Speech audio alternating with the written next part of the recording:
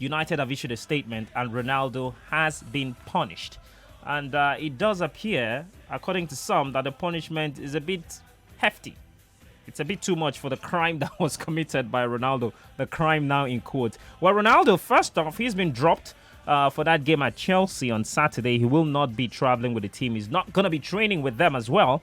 That's further punishment for Cristiano Ronaldo. Now, yes, here's what it is, Sam. That act was totally petulant, unacceptable, very selfish, and wicked. For all of your status, Wicked. whether you yes, it is. whether you are whether you are playing or not, by the high standards. I mean, arguably the greatest ever player to kick the ball, to play football. Arguably the greatest ever player. For some persons, he's the greatest of all time. You can argue to tomorrow, they will never accept. So much respect is Ghana, so much things. But it's clear to see that the player himself is finding it very difficult to accept his own decline, the mortality he's created in football. And of course, handling Ronaldo's decline is never going to be easy for anyone. The player himself, Eric Ten Hag himself, even the agent. It's not going to be easy for anyone, given the fact that he's achieved so much. I gave him a new title, Mr. 700, after he scored that goal.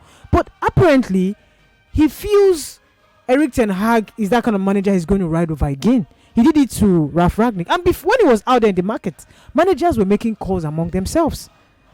Everyone asking questions. Hey, just want to say, no, don't take him to your club. Don't take him to your club. And he loves the headlines so much. That's why I said his wickedness.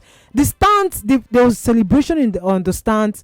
There was jubilation after the final whistle. And anyone that is very fair and not biased would see that Manchester United were much, much better without Ronaldo yesterday. They did everything a modern club should do. They harried, they harassed, they harangued, they badged, wave and wave of attack. Rashford, yes, should have scored a goal, but he put in a very impressive performance. Diogo Dalla and Luke Shaw were pulling the strings from the fullback position. Bruno Fernandes was as lively as ever. Look at Fred, getting higher up the pitch, scoring the goal. And there was something the coach said. He said, this is the kind of performance I love. 11 players attacking, 11 players defending. So when it comes to the defensive duties, it's only 10 players that defend. Probably 9 players that defend.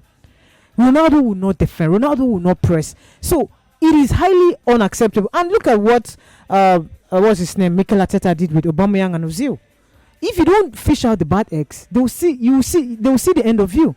So Eric Ten Hag, and of course he's known to be that no nonsense kind of guy. He knocks noses out of the joint. He doesn't care whoever you are. And Ronaldo, of course, I was expecting this. There was no how he was going to get away with this unpunished.